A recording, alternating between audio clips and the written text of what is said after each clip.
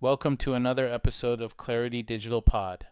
I'm your host, Al Sefati, and today I'm joined by comedian and marketing consultant Mike Albanese.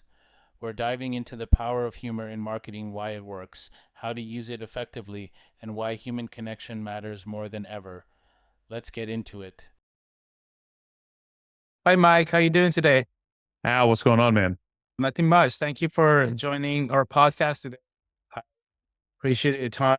You and I met at Digital Summit last year. I believe it Yeah, was in Dallas. Is that where it was? probably. I've done a Yeah. lot of digital summits, so they start to blur together. But yeah, I think it was Dallas. Yeah.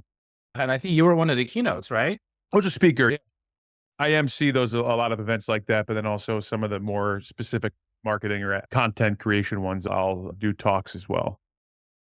Yeah. Content is name of the game. But before we get to it, if you like to introduce yourself for our listeners and audience about your personal and professional background, that would be great. Yeah, sure. So I'm a stand-up comedian by trade. I've been performing and touring since probably 2010, I would say. And that kind of has led me into a direction of doing a lot of events like the digital summits, emceeing them or performing at them. And then I've also had the opportunity to write for a lot of different people, a lot of different comedians. I've written for a lot of people's specials that are still available out there, like on Netflix, that legally I'm not allowed to tell you who they are because in Mhm. comedy, sometimes you're not supposed to talk about that. But then that also led me down the path of writing for different TV shows. And then that kind of morphed into brand work and commercials and helping. And basically, what it all boils down to is helping people find funny in places that aren't necessarily inherently funny. Everything from working for, you can just leave it wherever. But there's, yeah, anything that's like humor related with specifically with things that aren't supposed to be funny or not typically funny, funeral homes or furniture stores or fencing companies or things like that, where it's like, how is this funny? That's when they call me and we try to get to the bottom of it. And it's been a really fun couple of years doing that. That's That's amazing. the basics. Yeah. That's it. Yeah, I as a user, not as a marketer, respond better to ads and messaging that has a little bit of humor in it. Yeah. And But that's I think humor too is also, it's not necessarily funny, how funny, but like Mhm. sometimes clever is Yeah, the same workaround that you do to find funny is something that's more clever. Like when you go, it was sitting right there for all of us. It's that same kind of like brain zap. Clever and funny kind of go hand in hand in marketing and advertising. exactly. So let's just talk about that. I think as a marketer, especially someone like me who comes from a technical background, my undergrad degree was in computer science. Then I did the technical SEO and digital marketing. We tend to focus a lot on tools and technology, and I would forget about the most important part of marketing, which is the human connection aspect of it. And I think that's where we could use a lot of guidance from people like you who do Mhm. this for a living. So what do you think, how important is it for marketers to slow down with all this world of technology and tools and start thinking content and human connection first and then technology later? I think technology is always going to be a part of it. It always has been. Whatever the latest and greatest is helping you. But when you're writing things down, then all of a sudden there's Excel, and then and that was going to end the business. I think it's just a matter of how you use it. That's going to be the thing that is either going to be your success or your demise. I personally am not like I don't think that AI revolution can replace a lot of what the things that a person like me would do or anyone that's looking for that piece of connect. I use AI for very limited things. It's basically just like I want to ask a direct question, and then rather than Googling it, I'll go to Yeah. ChatGPT and ask it, and then I'll get like deeper research. But I'm not writing anything. I'm not asking it to write. I might say, I don't trust this thing that I wrote to be grammatically correct. Can you check? Can you edit? Can you check to make sure I'm not an idiot? But I never let it write anything. So it's like my beefed up spell check in a way. But beyond that, I've played with it to try to see if it can do and come up with the ideas, or like you said, that human connection thing. And I don't see it. I'm also not stupid enough to think that it's never going to happen.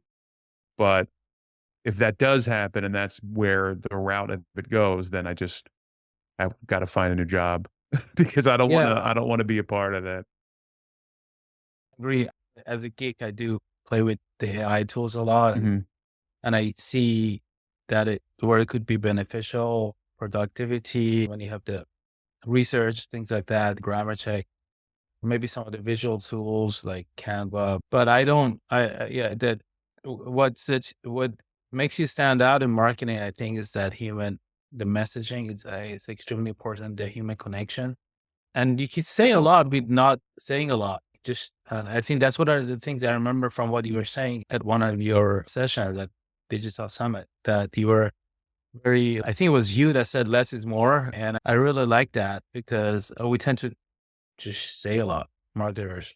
Yeah, especially when I go into to talk with or work or workshop with different brands, a lot of times I find myself saying, "Take it down. You're going too fast. You're going too far. You're doing too much with what you want the end result to be. Do all that. Get all the words out in advance, and let's start crossing words off because we don't need to say this. We don't need to say that. But also at a certain point, like doing some of these events for so long, I've seen every version of what the next big thing is. 3, 4 years ago, it was virtual reality is going to take over. And then every company was putting all their eggs into virtual reality and gone. Like for all intent and purposes, I don't know if you're seeing it anywhere, but I don't. Yeah. Now it's augmented reality, which seems to be the thing that might be the thing that it turns into. But also, I don't see anyone wearing goggles walking around the No. street. Yeah. AI seems to be that next thing that everyone's investing in, but then China just was like, "Grow up. Like, this is not that you guys Yeah. are spending way too much time thinking about this." And I think that it's eventually will cool off and become like the Google search before Right. there was Google, right? It's Mhm. now the thing, "Okay, I could do this over here," because and I'll tell you, I've heard every different version of this available, and it's all like one session is like, "The next thing is make an AI do all your emails." And the next session is, "Don't waste time reading your emails, have AI read your emails, and then it'll respond." So now it's just AI talking to AI, and what's the point of us? Like, we're gonna eventually put ourselves out of business because we're what, lazy? I just don't see certain aspects of it becoming a reality of what we truly can do. I think it's we're almost like working ourselves out of a job, or some people trying to make sure that their jobs don't exist. But I don't see it being, and maybe I'm an idiot. People could be listening to this and be like, this guy doesn't know what he's talking about. You could be right. Maybe I don't. But at least I know that you can't tell me that what I'm saying isn't wrong. Like, I'm not crazy by saying everyone's just trying to make AI do everything. And at a certain point, it can't do everything because then it's just a ping pong ball bouncing back and forth over and over again, and nothing gets accomplished. Let it fill in the blanks. Let it be the background thing. But it's just crazy to think that it's going to be everything for everyone everywhere. And we should remember that AI means artificial intelligence. It's not Right. actual real intelligence. One thing that is also very important is not only in the world of marketing, a business is not just IQ, but also EQ. And that's a human thing. That's something that humans need to add to their marketing efforts. So what are some of your tips, like instead of content writing, including some humor and cleverness to your messaging, not saying too much? Like, what are some practical tips they can provide someone like me or other marketers? First, I would say is just consume as much things that you think are funny, and probably already have, or someone listening probably already has their kind of brand identity, like who they are, what they stand for. But the second level of that would be go in and make a checklist and a cross off list. I just call it a yes no chart where you write down every possible topic, subject matter, whether it's race, religion, politics, sex, whatever it is, and put it in one of the categories. Like, we won't use this as a device for humor, and then that's gonna save you so much time down the road because when somebody goes, "Ooh, I have an idea for this," "Ooh," touches that, don't even bother. You're just Yeah. gonna save yourself a ton of time. And then I think the next kinda general idea is I used to call it a ladder method where Mhm. you stand if you're standing at the bottom of a ladder and you can skip a few steps up because you're comfortable on the ground, but when you're at the top of a ladder, you take every single step on the way down because you're terrified because you're at the top. So imagine being at the top of the ladder with your ideas, and this is like the dumbest, silliest. The boss is going to fire me. We'll get in trouble. We'll get banned from Instagram if we do this type of joke or style of humor. Think of the craziest possible outrageous thing that you can think of, and then slowly make your way backwards. Because if you, just like you're walking down that careful ladder, because if you start at the bottom with the most basic humor or the most basic joke you can think of, then you might skip a few and, we're good, we made it. But you, by going all the way to the top, you can really find yourself in some really fun, unique scenarios that you may not have thought you could be in before. Very cool. That's awesome. And that's just a mindset. That's not like a Yeah. workshop or like a thing you can do. That's just sort of farther, and make it a safe space. Make it in your team or whoever you're working with. No one's trying to be offensive. If somebody has a bad idea that's like outrageous, good. That's the point. Get it out there and then find your way around that. And that's awesome. Yeah, I saw the first application of being clever or funny back in early 2000s, where I was working for Experian. I worked with a free credit report.com division, and that was pretty boring in terms of like marketing. Oh, get your free credit report. And we couldn't get, we were doing lots of SEO, paid advertising, and we had traffic, but the brand wasn't catching on. And that they came out with this band that would play, and this is 20 years ago, that had a free credit report.com band the guy was a pirate and was playing his guitar. My wife's credit was bad, and now I'm here playing guitar at the local bar. If you go on YouTube, you'll find them. Just type in free credit report.com band. And you had a band that played like rock, but I also remember at times that offended people.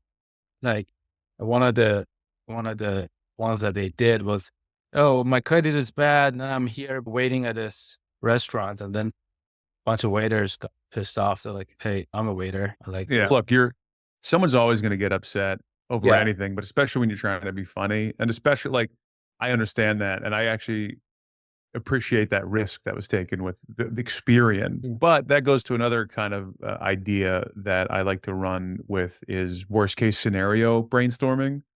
Where is that if you use our product or if you don't use our product, what's the worst case scenario? Go both directions. I'll give you an example. There's this kind of steel cable fencing company that, like, if you ever see a fence that's like steel cables instead of like wood, Cable Bullet. I worked with them out of their headquarters, and we did a half day kind of workshop, and we played worst case scenario and to find some funny moments, and it turned into something along the lines of, who is our product not good for? So rather than trying to say, look at how because look, the bottom of the ladder is, oh, our fences are sturdy, they're stable, they're made of steel. The man of steel, ugh. Who is not good for this product? Who should not use our product? Which is a scary territory for somebody when you're trying to advertise, saying, don't use our product if, which is another way of verbalizing or visualizing worst case scenario. And so it's like, all right, who would fail? Who would not be a good client for a cable system for a fence? Okay, who wants to hide? Who's trying to hide? All right, if you're a burglar, if you're a magician, and they can see you setting up your tricks, if you're swingers and you're in a hot tub naked, like, you get crazy with it. But the whole point of the exercise is to, like, once you find those alleys and those lanes, you can really start to find some funny stuff with who should not use our product, because you want everyone to use your product. And what you're doing is you're showing vulnerability while also trying to be a little funny. Like, we get it. We understand what we're doing here without actually having to say it, which is really fun. So there's another exercise of what you're talking about, like, how can people do it? Just think of worst case scenarios. Yeah. And I remember, what are some of how can you avoid stereotypes? And especially since we're such a diverse society, and I'm a minority, there's a lot of minorities. And often people nowadays are offended really quickly. I'm not, but if someone makes fun about my race. I find it if it was just meant to be funny, I but where do you draw the line? You draw the line. Yeah. You have to draw the line. So that goes back to that very first idea of putting a yes no list together. If you don't want to Okay. talk race, you don't want to talk about politics, you don't want to talk about culture, Yeah. cross it off and walk away from it. Because if you decide up front that's not who you want to be and that's not your voice, you Yeah. got to eliminate it from the conversation altogether. So you won't find those pitfalls. But if you are willing to talk about it, then you just have to be prepared for blowback. And a lot of times when people do that, they're anticipating that or they're doing it for the clicks. They want people to be a little bit like, what? And that's Yeah. fine if that's what you're going for. It's just a matter of, but also run it past people. Yeah. You can't just decide in your room, take it to your friends outside of the company and go, hey, what do you think about this? Because you'll find pretty quickly, you'll see pieces of marketing and advertising where you're like, did anybody else look at this before they sent it out? Because it's awful. Yeah. Like a good example is Bic made those pink pens for women, ergonomically designed for women. They're pink. It's like women can't use pens. Like you gotta Yeah. have their stuff like that. It's like, did nobody think about this before you put it out there? And that's not supposed to be funny, but that's an example of, hey, pal, bad idea, bad form. If one person outside your circle would have saw that, they would have told you this is ridiculous. Yeah, I think one safe area is also make it about your pets because people are not going to get offended if you make a humor about pet and about your. And that's another thing that when I work with companies I've done some consulting with a cancer institute they focus a lot on childhood cancer. And my suggestion up top for stuff like that, where if you make humor or make fun out of something that's otherwise devastating, use the people that are affected as your delivery method. So let them be the ones to tell the jokes. Let them write the jokes. Let them talk about what's funny about it. Because as someone coming from a background of comedy and live performance and live stand-up, if you make fun of somebody with that problem, typically they're the ones laughing harder. But as long as they're laughing, who cares? I don't care if anybody else is offended because the person that's affected is the one that's laughing, and then that's really the ultimate goal. So if you take the person, the kid, or if it's pick any version of that, let the people, the affected people, be the ones to bring the humor, and let them be the ones to write it. Let them and to be the ones who present it, so that way you can deliver something funny or lighthearted. Because again, Yeah. clever, lighthearted, a release Yeah. is the ultimate goal. And that's my advice usually, to take something like that devastatingly unfunny to Yeah. make it funny. Being clever or lighthearted, that's just not a hard skill you can just learn by reading a book or going No. taking a class. So how do you develop that? Is it something you're born with? Is it something you can actually train? I don't think anybody is necessarily born with it, Mhm. but it's years and years of being a part of it, studying it, living it. So you Yeah. might be the funniest guy in the room, funniest guy at work, but don't be afraid to seek external help. Seek somebody who has the lifetime of skill and work. It's difficult because people think they're funny. And a lot of people are funny, but when it comes to being funny for a specific reason, that's a very specific skill. So don't be afraid to reach out. Even go a local, whatever city you're in, there's got to be comedians or writers in that area that you could reach out to just to brainstorm with. Don't Yeah. be afraid because they've heard it all. Yeah. So if you have some great funny idea, that would be a great type of person to bounce ideas off of. Yeah. And so it's And not just like because you really bring somebody in to help with funny doesn't mean you're not funny. It just right. means that you have to know that there are funnier people available at your disposal. Yeah. So it's not like a hard science. It's really more of an art and that you have to Yes. acquire and work with someone who is Just because you watch a more lot of people artistic. paint doesn't mean you can paint. Yeah. Exactly. That's a really good analogy. I remember the iRobot commercial that you Yeah. brought up in Digital Summit. That was pretty exciting. Do you remember, can you talk about that a little bit? And Yeah. I guess my question is like, how do you also measure success? Look, you could buy success if you're looking for success on social media. Views and likes don't equate to shares. Mhm. If you're looking for like hard uh, ways to know that if it's like a steadfast way. I think shares are the most visual way to say, oh, this people are liking this because they're sharing it a lot. Yeah. You can buy. Let's be Sure. honest. You can just purchase likes Views. and views and stuff, but I'm sure you can buy shares. But if you really want to find out for real, that's the way to look at it. Because you can also tell when somebody buys or purchases their likes because the shares are more difficult to fake. And you Yeah. think, oh, 44 million views, 16 shares. Like, it wasn't that great. Or Mhm. clearly it was run as an ad. So if you run it naturally and run it organically as a post or something on social, that's a great way to Yeah. find out if it's working. Very cool. And about the iRobot thing, how did you come up with that? Were you working on that or were you using that as an No, I'm example? just using that as an example. When I do my talks, I try to find as Mhm. many simple Yeah. examples of the theories that I talk about. I try to find the cheapest, easiest way to implement the ideas rather than spending thousands and thousands of dollars on big programs or writing or productions. In my day-to-day life as I'm scrolling, I see, oh, this was great. This is exactly the what I'm talking about. So I try to find those things just to give recognizable ways for people to relate the material. Yeah. So I guess, do you have any advice for us, for them, in terms just just talking to the customers? What Yeah, don't be scared. Your customers aren't stupid. A lot of times I think that marketers get bogged down with the details, and just remember your customers aren't idiots, because if they were, that means that you think your product is stupid, and it's not, more than likely. Talk to them like they're people. Talk to them like you want to be talked to, and be as conversational as possible, because the more you sound like a person, the more relatable you are, and the more people will understand and remember your messaging. Yes. Advice, and that kind of applies to both B2B and B2C companies. So I think more Everything. B2B than anything else. Yeah, B2B tends to be the messaging tends to be a lot like focusing around Yeah. like pain points and stuff like that. And sometimes that's boring.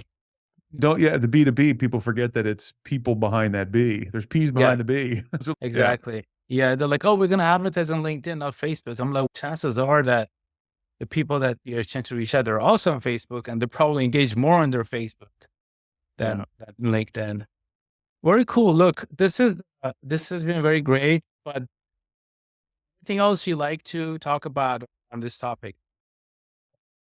Look, I could talk all day about what's funny. I would say probably the biggest thing that I already said to emphasize was don't be afraid to, and I say it again because I see this a lot where, especially when I work with a brand or a company, there's always the funny guy that like doesn't really take it seriously because what does this guy know that I don't? It's Yeah. okay, man. I don't know anything. I genuinely don't know anything about marketing. But I just learned what SEO was like 3 years ago.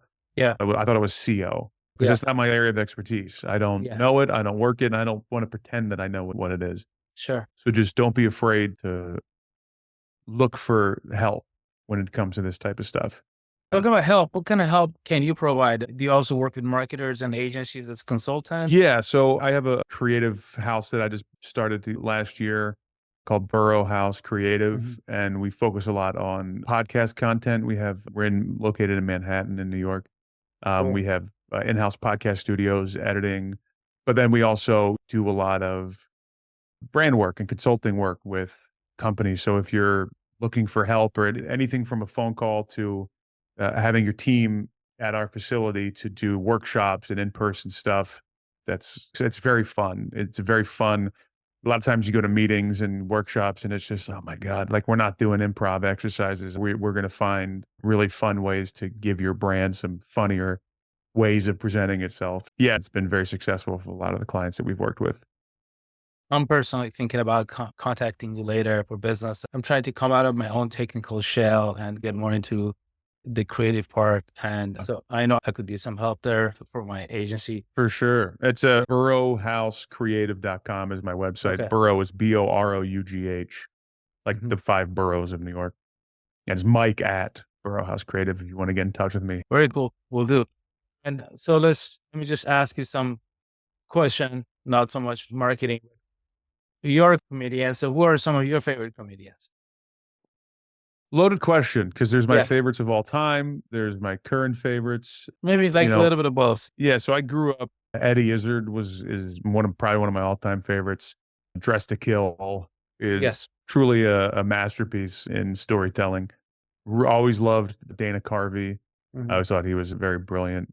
Currently, I'll plug, a friend of mine just put an album out that's on Apple TV right now. That's called Iraqi Born, Georgia Bred. It's a great comic named Gilbert Lowen.